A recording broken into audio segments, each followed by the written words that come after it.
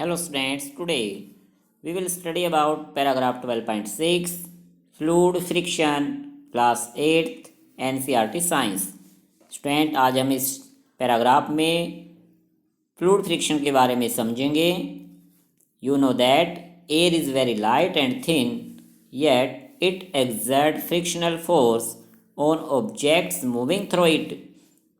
Similarly, water and other liquids exert force on friction when objects moving through them. In science, the common name of gases and liquids is fluid. कि student science में gases and liquids की जो form है उसे fluid कहा जाता है। और फ्लूइड में यानी गैसेज और लिक्विड्स में जो ऑब्जेक्ट मूव करते हैं तो वो गैसेज एंड लिक्विड्स उन ऑब्जेक्ट्स पर जो फ्रिक्शन फोर्स अप्लाई करती है उसे ही फ्लूइड फ्रिक्शन कहा गया है। वैसे तो स्टूडेंट्स एयर बहुत ही लाइट और थिन होती है, लेकिन जब कोई ऑब्जेक्ट एयर में से मोशन में रहता है, मूविंग करता है, तो उस पर एयर का फ्रिक्शन फोर्स अप्लाई होता है जिसे फ्लूइड फ्रिक्शन कहा गया। इसी तरह से वाटर में जब कोई ऑब्जेक्ट मूव करता है तो उस पर वाटर का फ्रिक्शन फोर्स अप्लाई होता है। So we can see that fluids exert force on friction on objects in motion through them. So students इस तरह से हम कह सकते हैं कि जो फ्लूइड है यानी लिक्विड्स एंड गैसेज हैं वो उन ऑब्जेक्ट्स पर फ्रिक्शन फोर्स अप्लाई करते हैं जो उनमें से मूविंग करते हैं, तो इसे ही फ्लूइड फ्रिक्शन कहा गया है। The frictional force exerted by fluids is also called drag. और फ्लूइड फ्रिक्शन को स्टूडेंट्स ड्रैग भी कहा जाता है। The frictional force on an object in a fluid depend on its speed with respect to the fluid. The frictional force also depends on the shape of the object and the nature of the fluid. कि student जो fluid friction है वो object की speed पर भी depend करता है, object की शेप पर भी डिपेंड करता है। It is obvious that when objects move through fluids, they have to overcome friction acting on them. In this process, they lose energy. Efforts are therefore made to minimize friction, so objects are given special shape. Where do you think scientists get hints for these special shapes? Student जो object fluid में से motion में रहते हैं, movement करते हैं,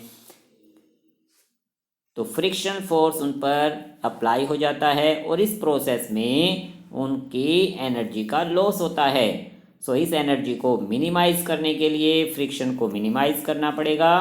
तो इसके लिए जो साइंटिस्ट हैं उन्होंने इस तरह के ऑब्जेक्ट को एक स्पेशल शेप दी है। ये स्पेशल शेप साइंटिस्टों ने कहाँ से विचार किया स्टूडेंट, कहाँ से इसका हिंट मिला, आप देख सकते हैं फिगर में। फिगर 12.17 में जो एरोप्लेन की शेप है उसका हिंट साइंटिस्टों ने बर्ड्स की शेप से लिया है, क्योंकि बर्ड्स एयर में बड़े इजीली फ्लाई कर लेते हैं। सो एरोप्लेन की जो शेप है वो बर्ड्स की शेप से मिलती जुलती बनाई गई ताकि उस पर एयर का जो फ्रिक्शन फोर्स है वो कम से कम अप्लाई हो और एनर्जी का कम से कम लॉस हो। From nature of course birds and fishes have to move about in fluids all the time. Their bodies must have evolved to shapes which would make them lose less energy in overcoming friction. You read about these shapes in class 6. Look carefully at the shape of an aeroplane. Do you find any similarity in the shape and that of a bird? In fact, all vehicles are designed to have shapes which reduce fluid friction. क्योंकि students friction जितना कम होगा air में और water में तो हमारे जो object हैं, व्हीकल्स हैं, एरोप्लेन हैं या शिप्स हैं, उनकी एनर्जी का लॉस कम होगा।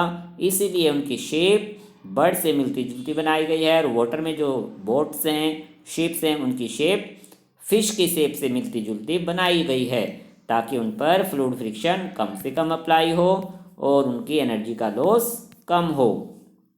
सो स्टूडेंट्स इस तरह से हमारा चैप्टर आज समाप्त होता है। इसके बाद आपको व्हाट यू हैव लर्न के पॉइंट्स जरूर एक बार रिवाइज करने हैं, इनको एक तरह से लर्न करने की कोशिश करनी है ताकि कंप्लीट चैप्टर आपका रिवाइज हो जाए कि friction opposes the relative motion between two surfaces in contact, it acts on both the surfaces. कि स्टूडेंट जो टू सरफेसेज आपस में कॉन्टैक्ट में आती हैं उनके बीच में फ्रिक्शन फोर्स अपोजिट डायरेक्शन में अप्लाई रहता है और दोनों ही सरफेसेज पर यह काम करता है। Friction depends on the nature of the surfaces in contact. कि सरफेस की जो नेचर है उस पर डिपेंड करता है फ्रिक्शन। सरफेस जितनी स्मूथ होगी फ्रिक्शन उतना ही कम होता है। For a given pair of surfaces friction depends upon the state of smoothness of a those friction. की सरफेस की स्मूथनेस पे डिपेंड है। Friction depends on how hard that two surfaces press together. कि दो सरफेसेज हैं वो एक दूसरे से कितनी कांटेक्ट में हैं, कितनी हार्ड प्रेस हैं, इस पर फ्रिक्शन डिपेंड करता है। Static friction comes into play when we try to move an object at rest. जैसे कोई ऑब्जेक्ट रेस्ट पोजीशन में है और हम उसे मूव करने की कोशिश करते हैं तो स्टैटिक फ्रिक्शन प्ले हो जाता है, यानी कि अप्लाई हो जाता है। And sliding friction comes into play when an object is sliding over another. जैसे ही ऑब्जेक्ट मूविंग करना स्टार्ट करता है तो स्लाइडिंग फ्रिक्शन अप्लाई हो जाता है। Sliding friction is smaller than static friction. और दोनों फ्रिक्शन को जब कंपेयर करते हैं स्टूडेंट, स्लाइडिंग फ्रिक्शन स्टैटिक से स्मॉल होता है। Friction is important for many of our activities. जितनी भी हम डेली लाइफ में देखते हैं स्टूडेंट, जो एक्टिविटी करते हैं उसमें फ्रिक्शन इम्पोर्टेंट रोल फ्रिक्शन का एक इम्पोर्टेंट रोल होता है। Friction can be increased by making a surface rough. कि जैसे ही सरफेस को हम रफ करेंगे फ्रिक्शन इंक्रीज होता जाएगा। The sole of shoes and tyres of the vehicle are treaded to increase friction. कि शूज के जो शोल्स हैं, व्हीकल्स के जो टायर्स हैं, उनके फ्रिक्शन को इंक्रीज किया जाता है ताकि वो ईजिली मूवमेंट कर सकें। Friction is sometimes undesirable.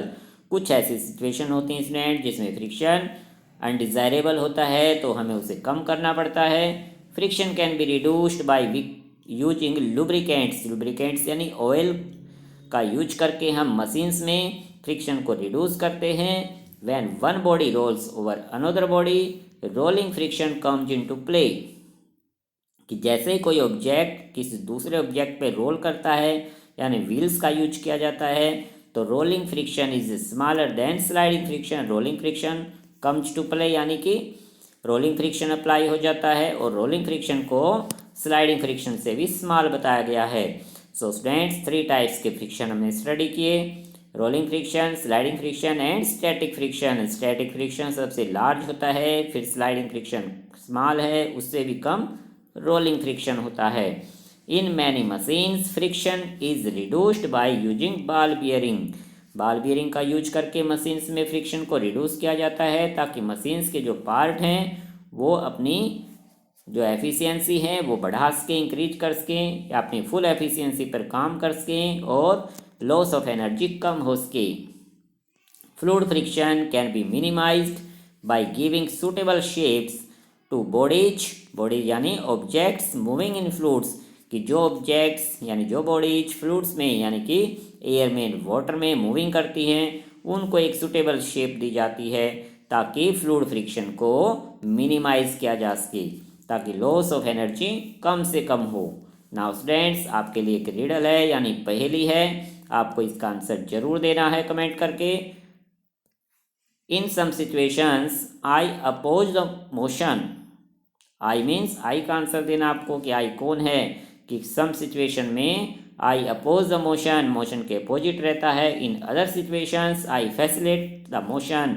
और कुछ ऐसी सिचुएशन में है जिसमें आई मोशन को इजी बना देता है, फैसिलिटेट यानी इजी बना देता है मोशन को। But I always opposite the relative motion. लेकिन आई जो है वो हमेशा ही अपोजिट रहता है बिटवीन टू मूविंग सरफेस।